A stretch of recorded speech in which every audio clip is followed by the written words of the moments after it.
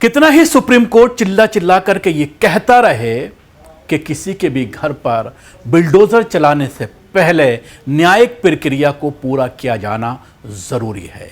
खास तौर से जिस तरह से सुप्रीम कोर्ट ने यह कहा था कि किसी ने अगर कोई क्राइम किया है तो उसे अपराधी मानते हुए, उसको क्रिमिनल मांगते हुए, बिना ट्रायल के, बिना कोर्ट से साबित हुए उसका जुर्म उसके घर पर बिल्डोजर चला देना ठीक नहीं होगा, गैर कानूनी है। और ऐसे में अधिकारियों के खिलाफ कार्रवाई तक की बात कही गई थी, लेकिन उसके बावजूद सुप्रीम कोर्ट की मानने को बीजेपी शासित राज्य किसी भी कीमत पर तैयार नहीं है, क्योंकि ऐसा लगता है कि सुप्रीम कोर्ट सिर्फ एक इस तरह की टिप्पणियां करके और वो फिर खामोश बैठ जाता है, आंखों पर पट्टी बांध करके, और लगातार कानून की धज्जियां उड़ाई जाती रहती हैं और सुप्रीम कोर्ट की गाइडलाइंस को पामाल किया जाता रहता है, पैरों में रौंदा जाता है अधिकारियों के जरिए, कोई नहीं सुनता। और इस तरह की कार्रवाइयां लगातार खासतौर से मुसलमानों को निशाना बना करके की जा रही हैं। शाहजहांपुर में गौतम मौर्य हत्याकांड के 21वें दिन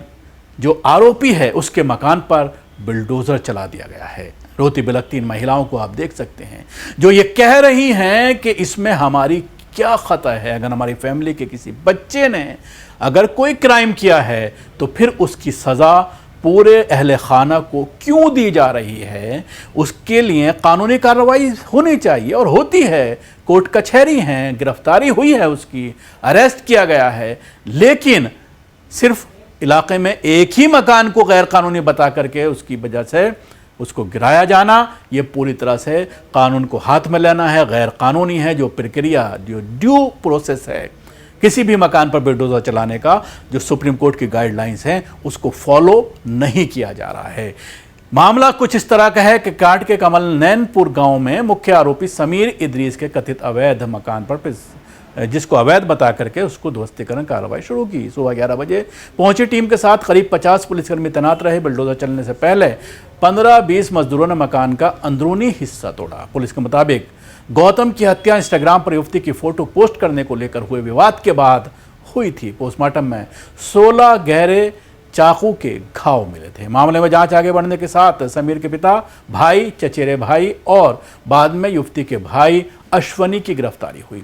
पुलिस अब कॉल डिटेल, मोबाइल और सोशल मीडिया गतिविधियों की भी जांच कर रही है। अब सवाल यही है कि इसमें युवती जिसका प्रोफाइल था, इंस्टाग्राम प्रोफाइल पर जो इसका फोटो किया गया था, उसको लेकर के अश्वनी जो उसका भाई है वो भी इसमें शामिल था। उसी के ज़रिए पूरी पटकथा लिखी गई थी और इसमें शामिल किया गया था समीर को, और समीर ने वारदात को अंजाम दिया था। ये पूरी पटकथा लिखने के बाद अश्वनी यहाँ से भाग गया था।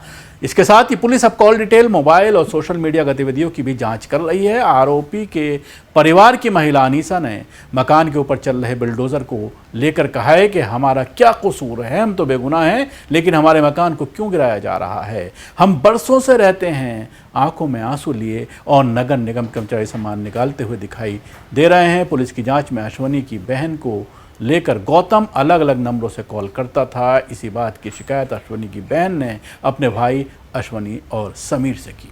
पुलिस जांच में यह भी सामने आया है कि समीर ने इस घटना को अंजाम दिया, लेकिन इसकी जो स्क्रिप्ट है वो अश्वनी ने लिखी थी और स्क्रिप्ट लिखने के बाद वो बाहर चला गया, दिल्ली चला आया, ताकि इस कांड को अंजाम देने में समीर अपनी भूमिका निभाए।